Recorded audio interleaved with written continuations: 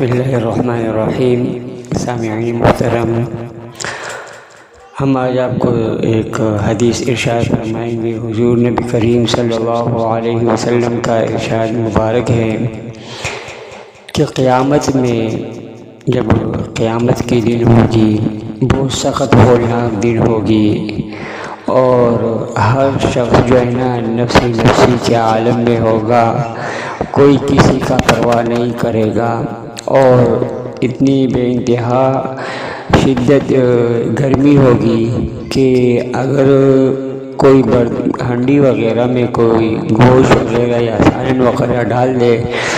تو وہ ابلتا رہتا ہے، آگ پر رکھ کے وہ ابل جاتا ہے۔ تو اسی طرح انسان کے جو مغز ہے، دماغ ہے سر میں، وہ گرمی کی شدت کی وجہ سے اس دن ابلے گی، اتنی سخت گرمی ہوگی۔ لیکن اس گرمی کے دن میں 3 چیزیں ایسی ہیں کہ اس کی وجہ سے بندہ جو ہے نا وہ اللہ تعالیٰ کے عرش کے نیچے ہوں گے۔ ان میں سے ایک چیز قرآن پاک ہے کہ وہ اپنے بندوں کے حق میں اللہ کے دربار میں جھگڑا کرے گا، اور جھگڑنے کا مطلب یہ ہے کہ جن لوگوں نے قرآن مجید کی رعایت رکھی ہے اور اس کو صحیح معنوں میں پڑھا، اس کا حق ادا کیا، اس پر عمل کیا ہے اور اس کی جو الفاظ ہے اس کو صحیح ادا کر دیا اور روزانہ اس کی تلاوت کرتا رہا، تو یہ قرآن مجید اللہ کی دربار میں حاضر ہو کے عرض کرے گا کہ اے اللہ، اس کو ایک جوڑا عطا فرما دے۔ تو اللہ تعالیٰ جو ہے نا اس کو کرامت کا ایک تاج جو ہے نا وہ مرحمت فرمائیں گے۔ اس کے بعد پھر قرآن مجید اللہ کی دربار میں پھر عرض کرے گا کہ اس میں زیادتی کر دیجیے، تو حق تعالی شانہ اپنی طرف سے اکرام کا پورا جوڑا جو ہے نا اس کو عطا فرمائیں گے۔ پھر اس کے بعد دوبارہ قرآن مجید جو ہے نا اللہ سے عرض کرے گا کہ اللہ اب اس سے راضی ہو جائیے، تو اللہ تعالیٰ جو ہے نا اپنی رضا جو ہے نا اس کا اظہار فرمائیں گے اور ارشاد فرمائیں گے چلو میں اس سے راضی ہو گیا۔ میرے عزیز ساتھیوں، جب کہ دنیا میں انسان اپنے محبوب کی رضا میں وہ سارا زندگی جو ہے نا وہ وقف کرتا ہے اور اللہ تعالیٰ کی رضا جو ہے نا وہ ہر وقت جو ہے نا اس کے مد نظر ہوتی ہے کہ اللہ مجھ سے کسی طرح راضی ہو جائیے۔ تو اگر دنیا میں کسی کو یہ بتا دے کہ اللہ آپ سے راضی ہو گیا ہے تو وہ کتنی خوشی کے عالم میں ہوگا اور کتنا سکون پائے گا وہ۔ لیکن وہی نعمت اللہ تعالیٰ جو ہے آخرت میں جب عطا فرمائیں گے تو یہ اتنی بڑی نعمت ہوگی کہ اس کے مقابلے میں کوئی بھی نعمت جو ہے نا وہ بڑی نہیں ہو سکے گی۔ اور اس کے مقابل جن لوگوں نے اس قرآن مجید کی حق تلفی کی ہے، اس کی رعایت نہیں رکھی، اس کی تلاوت نہیں کی تھی، دنیا میں اس کی طرف دھیان نہیں کر رہا تھا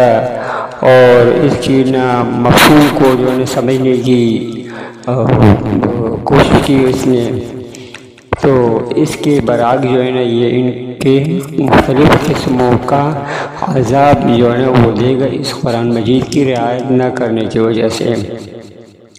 تو ایک چیز جو بھی کہ عرش کے نیچے جو ہوں گے وہ بندہ ہوگا جو قرآن مجید کی تلاوت کرتا ہو، قرآن مجید کا جو ہے نا حق ادا کیا ہو اس نے، تو آخر میں اس کو اس قرآن کے بدلے میں یہ نعمت پر عطا فرمائیں گے کہ قیامت کے دن اس کو اپنے عرش کے سائے کے نیچے ان کو جگہ عطا فرمائیں گے۔ دوسری چیز جو ہے نا وہ امانت ہے۔ تو جو شخص امانت میں خیانت کرتا ہے تو اس کی بہت بڑی گناہ ہے، اس طرح نہیں کرنا چاہیے ہمیں۔ اور حدیث پاک میں آتا ہے کہ جب قیامت قریب ہو جائے گی تو لوگ جو ہے نا وہ امانتوں میں خیانت کریں گے،